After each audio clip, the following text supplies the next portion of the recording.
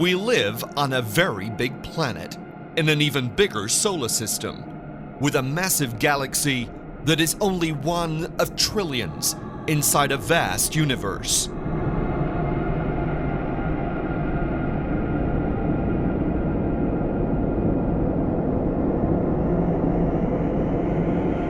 With every passing day, scientists are discovering that life exists in places they previously believed to be barren.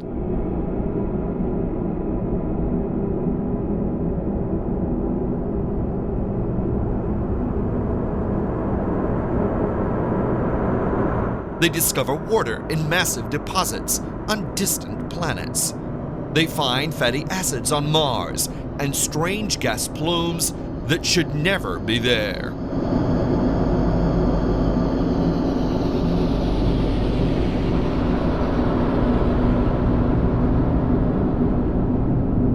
When we walk into the desert of our own planet, we say that there can be no life, and yet nature finds a way.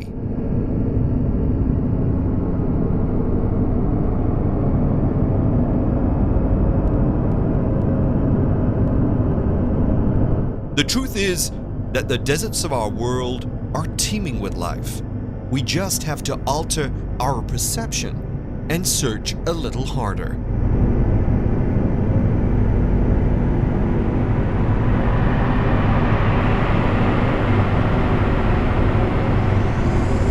If life can find a way in searing heat with minuscule amounts of water, then surely it can find a way somewhere in the vast universe.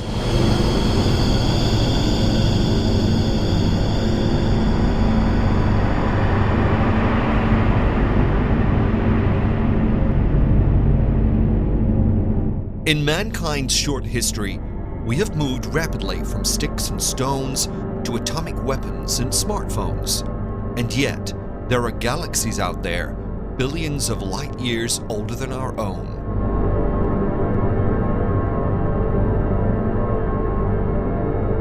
Somewhere out there, alien life forms exist.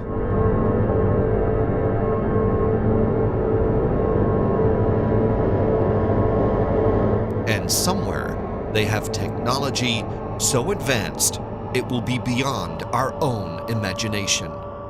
Of this, there is no doubt.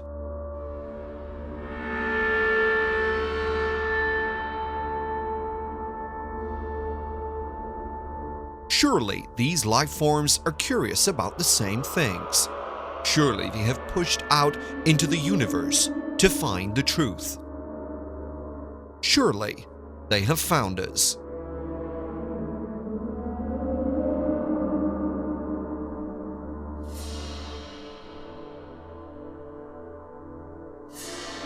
But wouldn't we have evidence? The fact is that we do have evidence. We have it in abundance.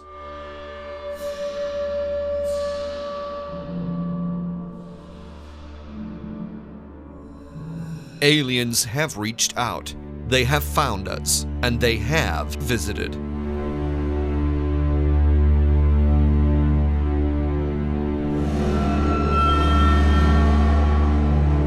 Across the world, thousands of men and women have seen with their own eyes the visitors.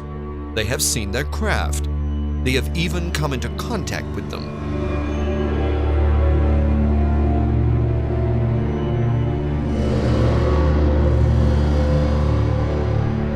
The fact is, there has been dozens and dozens of UFOs crashed onto our planet, and we have witnessed them.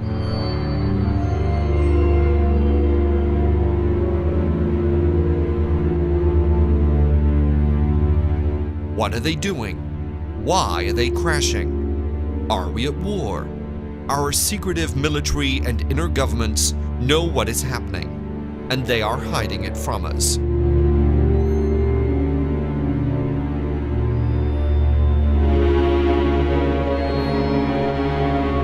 They close down every site, cordon off, recover technology and corpses, and then cover up.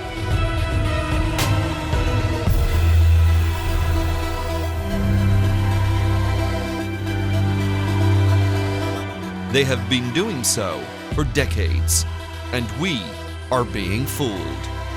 Why? Because we are at war.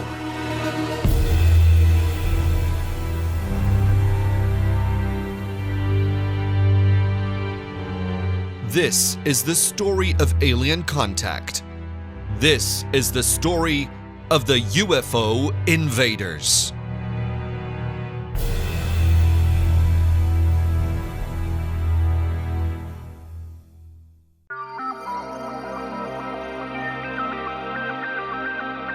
In December 1965, residents of a small village in Pennsylvania witnessed a green light streaking across the sky before it then crashed in a field.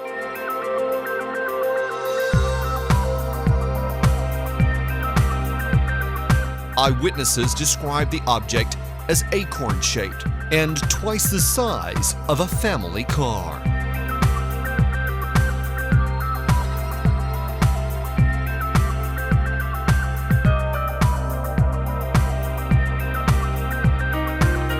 Local fireman James Romansky, who was at the scene for 15 minutes, stated the vehicle had hieroglyphic markings around its lower rim.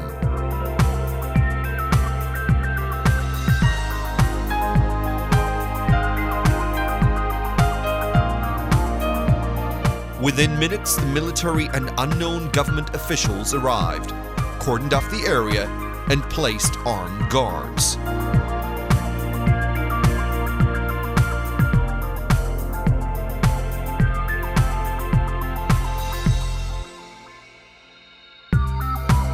It was assumed at the time that the craft was of Soviet origin, and yet they have strenuously denied such claims.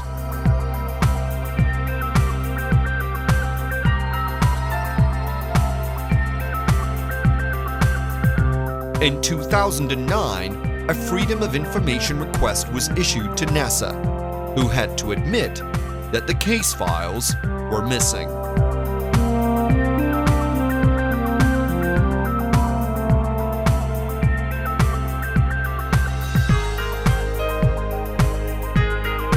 This scenario is one that we will discover again and again.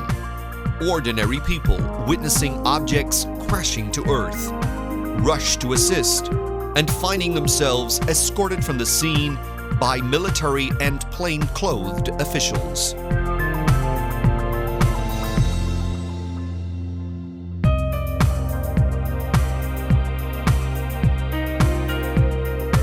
The Russians often get the blame. And yet these sightings occur all around the globe, and very often in Russia, where the USA gets the blame.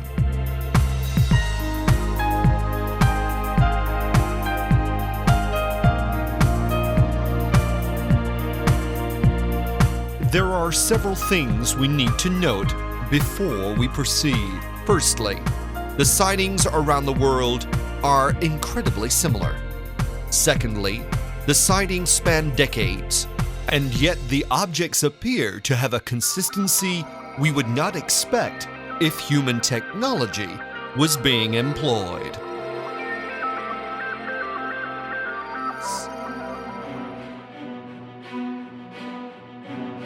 North America is not free of its own events.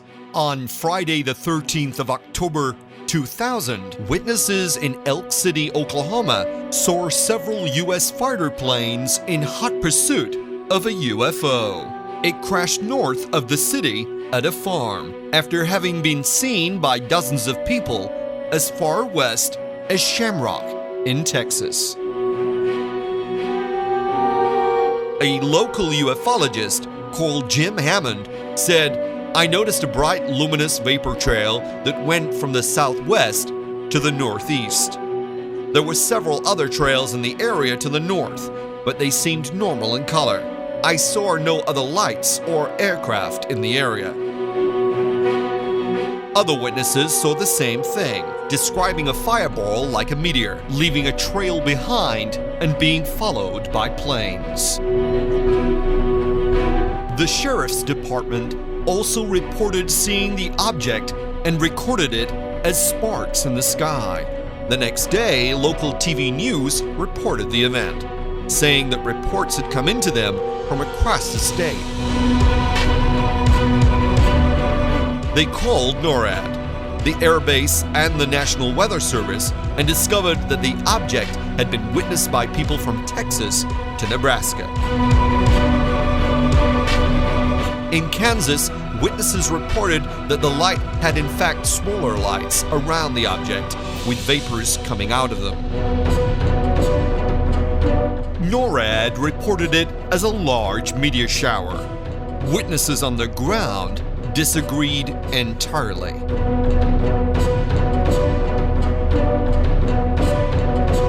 It's not just a war, not just location. These events have been happening throughout time. Indeed, there are medieval depictions of large craft coming down in flames to crash into the earth. A massive increase occurred during the Second World War, while humans were flying around in propeller-driven aircraft. But it didn't end there. There is, of course, the infamous crash at Roswell, New Mexico, just after the war. But there were many more as well, often overlooked because of the infamy of that special event. In 1948, at Aztec, New Mexico, 3 radar units actually tracked another crashing UFO.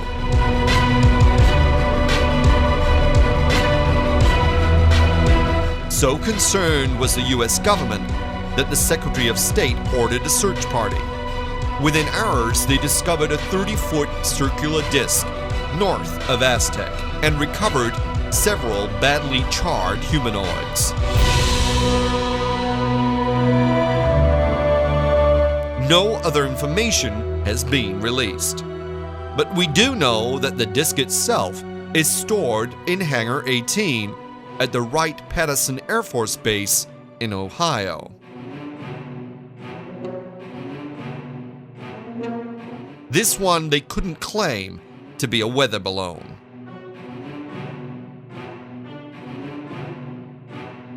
In the same year in Lerdo, Mexico, 4 police officers saw a UFO crash.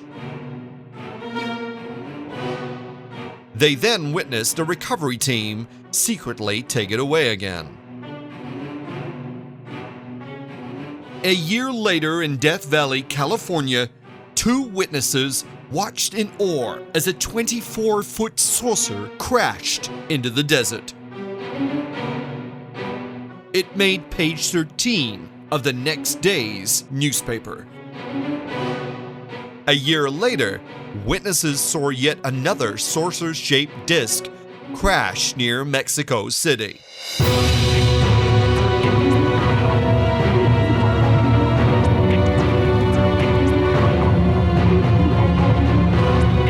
In the same year, in Argentina, another disc crashed. This time, a citizen discovered it first and found 4 very small pilots inside, all dead.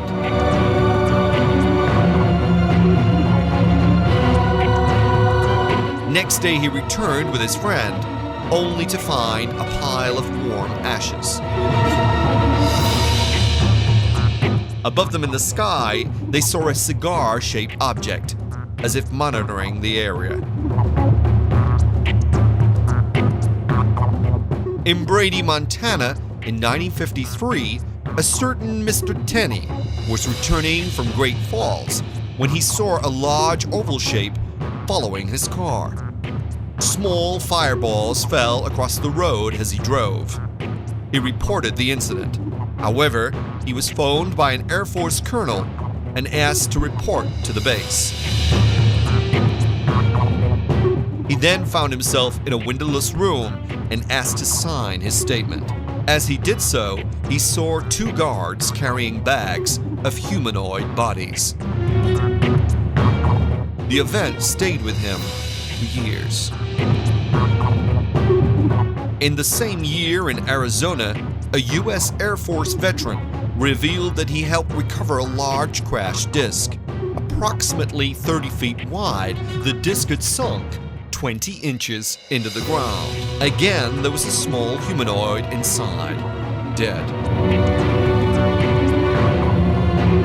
It was wearing a silver suit, no helmet, and had large dark eyes.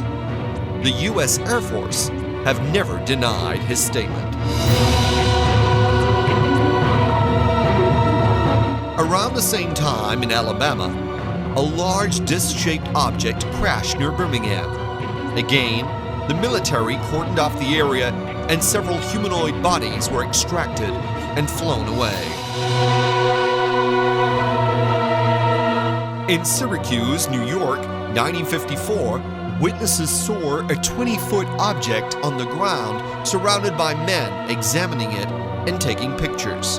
They were told by local police that it was some kind of military secret, and yet the police later denied the event even took place. If these events were simply recoveries of military test craft, then there would be no need to examine and take photographs. Doing such things slows down the recovery process and risks discovery. In 1998, residents of a nearby village witnessed a UFO hovering over a local hill. It shocked the entire population of 2,500. They saw a shiny metal object 15 meters across. It hovered, motionless, as the whole town came out to witness it. It remained there for 3 full days.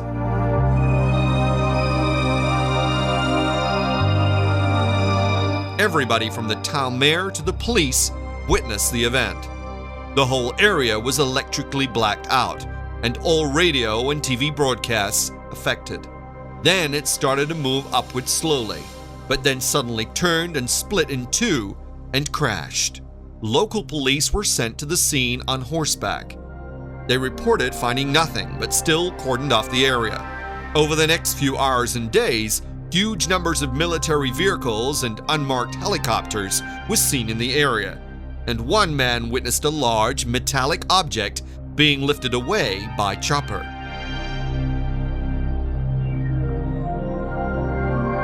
Most witnesses are convinced that whatever crashed in that remote hillside, it was big and the main segment carried away on a huge truck. The military have never given an explanation. However, here's what we do know. The military did not just investigate the local village and hill. They extended their search across a wide range and forced everyone away from the crash site for miles. All the local hotels reported a sudden surge in bookings from U.S. citizens claiming to be tourists. These were most certainly CIA and other security services.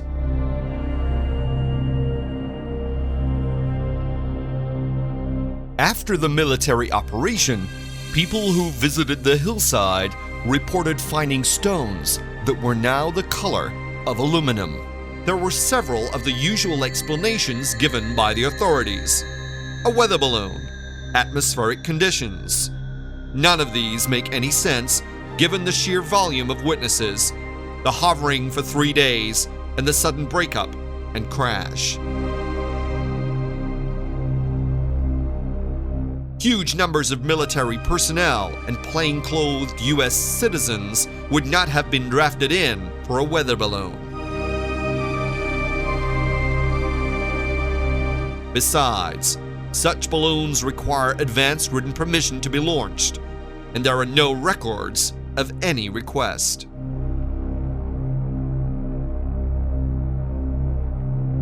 What is very interesting is the fact that 4 months prior to this event, another object had crashed just over 10 miles away at Cerro Tololo. Witnesses stated there was a deafening noise, a bright flash, and many homes had their windows smashed. So bright was the flash that it appeared to be daytime and was witnessed over 150 miles away. Suddenly, storms appeared, and there was general panic among the population. One local taxi driver said that he was often chased by strange flying lights. But on that particular night, both he and his passengers were scared out of their wits. The lights he often saw came out of nowhere, from behind hills and round bends. He said they seemed to be acting intelligently, not some kind of natural swamp gas. Again, the military arrived and witnesses reported seeing huge trucks carrying things away.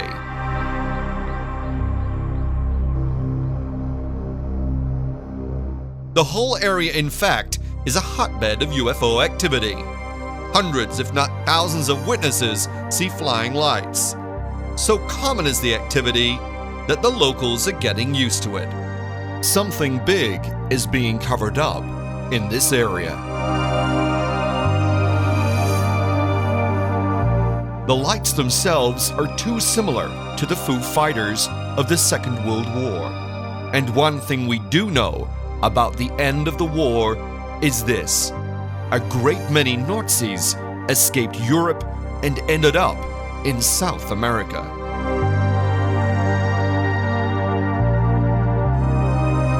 During the war, these same Nazis had developed technology far beyond that of the rest of the world.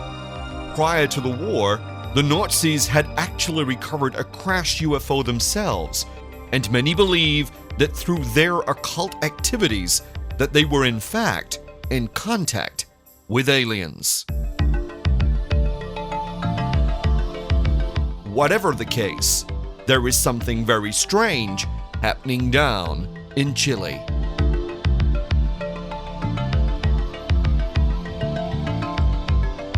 Brazil is another location that regularly appears in the news for UFO sightings. But in 1977, something really big happened. The Brazilian island of Calares literally came under UFO attack. Unidentified craft started firing at the locals with what they described as laser beams. Nearly 100 people reported having been attacked, and 35 of them suffered what can only be described as radiation poisoning. Burn marks, puncture wounds, and hair loss were all apparent. There were even 2 deaths. The Air Force quickly sent in a team to investigate the situation under the original title of Operation Saucer.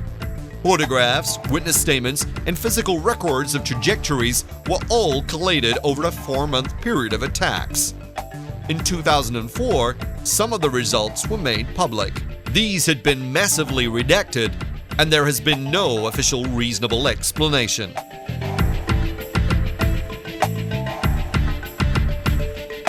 To this day, residents are convinced they were attacked by aliens.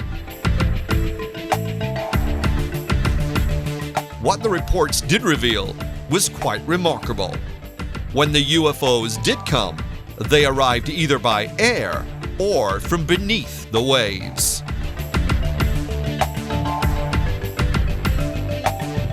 In Argentina in 1995, another cover-up occurred.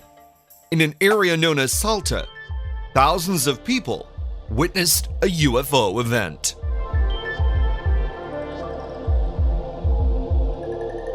As they watched, it appeared as if it were struck by an air-to-air missile and crashed. A few hours later, a small private plane flew over the site and it crashed too.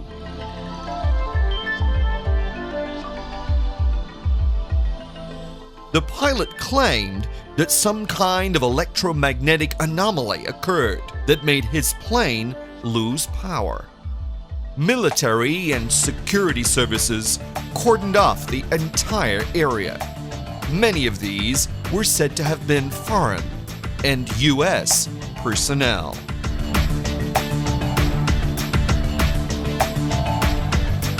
What did they find? Witnesses claim it was a massive saucer-shaped object, and 200 or so strange corpses were recovered.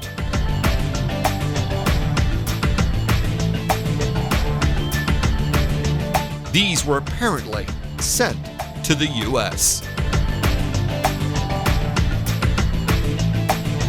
Whatever happened, the sheer numbers of corpses indicates some kind of carrier. Was this part of some invasion? Was this an alien passenger craft? We simply do not know. But something did happen, as thousands of witnesses cannot be wrong. The evidence on the ground proved that something big hit. Massive vegetation destruction was obvious. Indeed, the seismic impact was measured over 90 miles away from the crash site. A team of rescuers was actually initially sent in. They witnessed a devastated landscape before them. In the middle of that charred and scarred landscape, they saw a huge metallic object. They immediately radioed in their location and were ordered to return to base. This is alien technology. This is life from another planet.